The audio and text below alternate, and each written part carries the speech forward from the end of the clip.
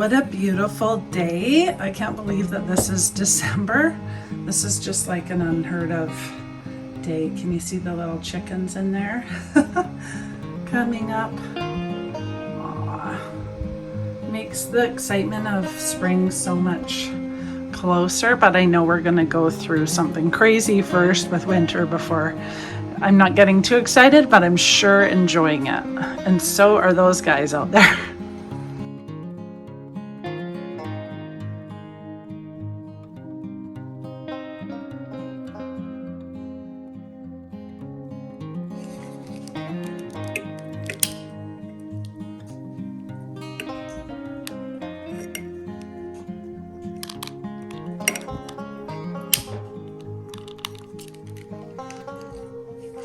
Welcome, friends. I'm so excited to have you here today. I want to share with you what I'm doing for the next few months. So there's this book. It's called It's Never Too Late to Begin Again by Julia Cameron. I do The Artist's Way every year, and I finished it last fall. And now I have her next book, and it's been sitting on my shelf for about a year. I can't wait to do it, and I just thought this is kind of the perfect time because I'm going through so much after having my heart transplant and cancer. So I thought this was so fitting for the new year. It's never too late to begin again. I'm almost 49 and I feel like because I have a terminal condition that I want to start again. I've been forced to start again, and I thought this would be fun to go through because I have a lot of thinking and planning to do over the next little while. So I want to invite you to do this book with me. Now I'll read you the back. You can see that it says, Julia Cameron has inspired millions with her bestseller On the Artist's Way, It's Never Too Late to Begin Again. She turns her eye to a segment of the population that ironically, while they have more time to be creative, are often reluctant or intimidated by the creative process. She also shows readers that retirement can, in fact, be most rich, fulfilling, and creative time of their life. Well, I may not be retiring, but I still want to do this again, and I think it's just the perfect thing for right now. So join me, will you? It's going to be fun. So in this book, there are, let me show you. Oh, where's the, oh, here it is. Here are the contents. So it goes through a 12-week, basically she calls it a course. I just call it chapters. But 12 weeks of what things that we can do. So reigniting the sense of wonder, freedom, connection, purpose, honesty, humility, resilience, joy, motion, vitality, adventure, and faith. So I just thought that this was a really neat thing to do. I know what to expect because I've read lots of her books before. And it's going to be great. There's going to be tasks to do and things like that. So I'll just show you after the introduction. Quite a long introduction. So week 1, reigniting a sense of wonder. And she talks about this week you will delve into early childhood memories as your creative adventure gently begins. You will reconnect with the wonder of a familiar but perhaps long ignored sense of possibility. You will start to examine and discard old ideas that may be stopping you from exploring new horizons. The inner blocks of skepticism and self-censorship. And it goes on to look at yourself, your story with more compassion, things like that. And it has tasks to do. And so I thought it would be fun to do this together for anybody who has this book or wants to get the book. And we can work on that together week by week. Now, I might not do every single week in perfect week because I have a lot of appointments and things at the hospital and different things that are happening in the spring. But I'm going to do the videos week by week. even if I have to skip a week and then continue on, which is totally okay. and part of understanding that everybody's life isn't perfect and in perfect order. If I want to do this 12 weeks, it doesn't have to be completely consecutive. So do it however you want. It's going to be great. We're going to start on week 1, and I'm starting this one right now, and I'm going to share with you how my week goes, and I'd love to hear back in the comments how your week goes and if you picked up the book. So the other thing is that I got myself a clean journal. This was a gift from my niece, so it's so exciting and special for Christmas. And I'm going to use the little journal that she bought me because she knows I love yellow. And I'm going to take down notes and different things in this journal. Excuse me. And I think that's going to be really special to have that separate thing just for this book, because I'm big on journaling. As most of you guys know, my career as a counselor, and I'm really fond of journaling and writing letters to yourself and to others and this and that. And so it's important to me to write down some of my big aha moments and things so I don't forget. So if you feel like following along, I think a journal is a great addition, and it's going to be fun. So let's start on week 1, shall we?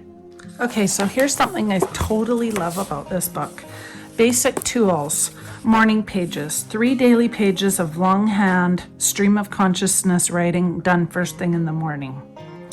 For your eyes only. Memoir, a weekly guided process of triggering memories and revisiting your life in several year increments. Artist date, a once weekly solo expedition to explore something fun. Now, to me, this doesn't need to say artist dates. If you don't want it to, you can call it, because don't think you need to be some artist to do this book or her other book. You don't. It just means a solo time with yourself, personal time to think with yourself. Walking, a 20-minute solo walk twice weekly minimum without a dog's friend or cell phone. So quiet, enjoying fresh air, looking at being in nature, getting exercise. And I love that because nature is really part of my life. She also talks about basic principles for creativity, recovery, and I think it's really beautiful. I'm going to share a lot of this book so that for those of you who don't want to buy it, you don't have to. I'm going to share with you how to use it, even if you don't want to do that, because then you can still follow along no problem without having to buy the book. So it goes on in the introduction, which I'm going to break into sections for you, and then we're going to start reigniting a sense of wonder. So it says in week 1, what I spoke about earlier about diving into memories, and we're going to go through all of that. So it's going to be awesome, and I hope that you have as much fun as I do. And then what I'm going to do is I'm going to recap how my week has gone, and I'd love to hear how your week has gone and anything that I've learned from this week, because I think this is a really amazing self-development tool, being able to recognize that some people have to start over again. Some people have to reinvent themselves in midlife. And I being one of them, forced into starting over in life, not knowing where my career is headed, not knowing if I'm going to be able to go back to work, not knowing if I want to go back to work, not knowing what I want to do, and having all of these different health issues coming out of what feels like nowhere for me. As a healthy woman, I kind of was just thrown into the lion's den, is how it feels. And so I really love how these books really make you look at yourself on a deeper level and open your eyes and give you creative ideas on what could be the future and what you could do, even if you're someone like me who is scared to think too long term, because you feel like you've been given an end cap, but in your heart you feel like it's not going to be real. You can You're going to make it forward. You're going to live longer than they tell you. You're going to have an amazing life ahead of you. And that's the focus that I really want to focus on with this book. So I hope you have fun with me. I think it's going to be a great eye-opener. Doing for the next few months. Okay, so week 1, I'm just going to read you a few things that she writes. So if you don't want to buy the book, you don't have to. And then you can follow along with your journal. You're going to need to write down some stuff because there are some prompts. I'll show you guys my favorite new mug. Is it adorable? Care Bears. Between strawberry shortcake and Care Bears, those are definitely my 2 favorite childhood memories, which is interesting because we talk about this in the book. But so she goes to say that young children discover one thing at a time. The tiniest detail sparks wonder. Because a young child doesn't have the same awareness as an adult does, there isn't a sense of hurrying to learn something. Each new discovery builds upon the last and is an exciting body of knowledge and experiences formed. Adults often have forgotten this natural perspective, and they put pressure on themselves to learn quickly or impatiently and expect themselves to come to some sort of solution immediately.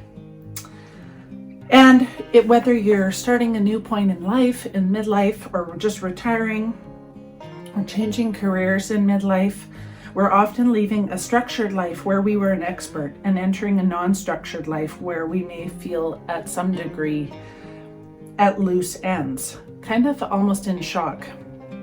And she says, it is important to be very gentle with yourself, especially in the early days of this transition. In fact, there's no such thing as being too gentle with yourself at this time. Many people haven't realistically anticipated the trauma that may be caused by excessive free time. Suddenly left to their own devices, they may find themselves moody and depressed, which leads them to judge themselves negatively. I should be doing more. I should be doing better. I should be at another place in my life by this time. All those thoughts. And it is human nature to crave a sense of purpose. And without one, it's natural that panic may set in as you begin to feel adrift. And this is where the morning pages, the artist's date, and walks become your lifeboat. These 3 basic tools create a structure for your day and for your week. Within this structure, new ideas and opportunities arise. And at the same time, we answer simple questions to build our memoir. So all of these questions and things that we're going to write down in our journal, they're going to slowly build what she calls our memoir. And as we answer these questions and jot down these notes, all of that stuff is going to all become one little log of our life. So it's all about the inner censor now. The one that says, you're too old to learn fashion design. But you say, I'd really love to design clothes. And that censor says, but you're not fashionable. And then you say, but I think I'd like to try. And the censor says, what a terrible waste of money. And you say, but I can afford it. And the censor says, you're really a fool. No one will want to read this. And you say, somebody will want to read this. And the censor says, but your life is dull. It's almost like making these videos. Sometimes I think nobody really cares and wants to listen to me, follow along with me, or do anything with me. And the other part of me says, but I want to anyway. But what if there's one person that this can benefit from? What if one person learns something that they didn't know before? And the censor says, yeah, but you just don't look good in your videos and you're never put together. And there's so many things that my censor says to me. And so I can really connect with this one. And so the task now is to shrink our censor. Take a few minutes and name and describe your censor. Is it male, female, neither? How old is it? What does it look like? How does it speak? What are some of its favorite disparaging remarks and insulting moves? Maybe you want to sketch or paint your censor. Allow your censor to take whatever form emerges. Humor is welcome here. Drawing and naming, describing this nasty creature will automatically minimize its power in your life. I thought that one was really powerful. And so I just wrote down different ways that my sensor kind of attacks me, and that would be making these videos, going live, being seen on camera with or without makeup on, looking messy, having my house messy, having things like just perfect and doing things just perfect. Like, so I see so many other things in videos, not editing the crap out of something to make it just right. Even if I try to do that, it wouldn't be good enough. Things like that. So this whole thing is leading to battling your skepticism, which is really interesting, because that's our next task. And she goes to say, Harry began to explore his new life with morning pages. She uses lots of examples of people and their issues and different things in their life which would benefit from having the book, because I'm just kind of glossing over and giving you most of the journal prompts, giving you little ways to work from this. But there's some neat stories and personal stories about things. And she says, Harry began to explore his new life with morning pages. Any day he accomplished them, he felt a sense of productivity. He slowly found that the pages were an excellent tool for processing the shock of retirement and for dreaming of the possibilities ahead. The pages gave me a sense of hope, Harry admitted. I'm intimidated by doing artist dates, and I'm afraid that if I look at my life story, I'll find a lot of regret and missed opportunity. But what do I have to lose? This too can be done in small steps. A day at a time, he began to build the foundations of his future, eventually adding artist dates, walks, and a memoir to his agenda, and he was rewarded with a sneaky sense of growing optimism. When he did reconnect with his friends, he knew they would sense a shift in him. I may wait though, he confessed. I think I'll keep this to myself for a while. That's kind of neat. That's kind of how I feel when I go walking and I'm all by myself. I feel like I'm becoming a different person, and I don't care if anybody else notices or not, but I'm becoming a different person inside. So the task is called Act of Kindness. This is all within week 1. Skepticism is rooted in fear, and fear is healed by compassion. Being gentle with ourselves helps us move through our vulnerability and towards our dreams. A little act of kindness towards ourselves can take a very long way indeed. List 3 kinds of actions you would take on your own behalf. Number 1, I could buy candles and a wonderful bubble bath and take a long, luxurious bath. Number 2, I could take an afternoon and finally clear off the bookshelf that's been bothering me, or clear out closets with the same clutter. Number 3, I could allow myself to go and see a comedy at the local theater that other people say might be a waste of time, but I've secretly wanted to see ever since I saw the trailer. This week, choose one of these actions and complete it. So you're just going to make a list of different things how you basically self-care for yourself. What do you want to do? She's calling organizing a self-care, so I'm all about that because I love organizing. So I'm going to clean out my closet. My girlfriend has inspired me. She loves making capsule wardrobes, and so I'm going to go clean out my closet, and I'm going to get a big garbage bag, and I'm going to make a bag for dropping off at the thrift store. And I think I'm going to also make seasonal sections. I'm going to break it into my closet into summer. So I'm going to have all my dresses and skirts and things like that in one area. And then fall and winter, and maybe spring and summer. So 3 different sections, maybe 2, maybe spring and summer and fall and winter. Because in Canada here, we have 4 different seasons, so you need a lot of different clothes. But I'm going to really go through this and wean down, and it feel really good to declutter for me. So that's what I'm going to do, and that's our week 1. So basically, I'm going to recap what we're going to do for week 1, which is I'm going to start at the beginning. We're going to ask yourself all those questions that I said in in the beginning about deciding on your age, 0 to 4, 0 to 5, however old you are, answering those 10 questions that I gave. And then we're going to go through It's Never Too Late, and we're going to answer 1 to 5 of If It Weren't Too Late, I'd. And then we're going to look at our inner sensor and maybe journal about or paint or draw or think about our inner sensor and all the times that it squashes our ideas and our dreams. And then we're going to look at active kindness, which is the one that we're going to do self-care for ourselves. And I'm going to do the decluttering thing, but you can do anything you want. I already am a bath person, so I have baths every night, and that's my little self-care to myself too. And then we're going to just check in. Are you doing your morning pages? Are you doing your 20-minute walk? Did you go on take yourself to one special place this week that could be a special time just for you, doing something that you like? Maybe it's going to an art store. Maybe it's going to a thrift store. Maybe it's going to a bakery. Maybe it's going for a hike. Maybe it's going for swimming. Whatever that is for you, that special time of taking for something that you really want to do for yourself. And that's our week 1 wrapped up. So I'll meet you back here with week 2 called Reigniting a Sense of Freedom.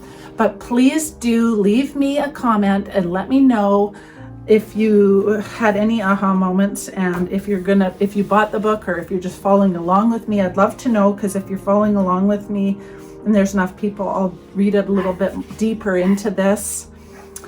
So thanks so much for being here. If you like this video, please like and subscribe to my channel if you want to follow along with the 12 weeks. I'm already enjoying having some moments of deeper thoughts and enjoying some of these journal prompts. And you don't have to do it super deep. You can just follow along on the surface even to get a few little revelations if you like. But yeah, thanks so much for being here. And please leave me a comment with any questions that you have. If you want me to, let me know if you want me to read more from the book, or if you just want me to skim through the surface questions. Otherwise, I'll just keep going along how I have. Please subscribe to my channel and have a fabulous day, friends. Talk to you next week.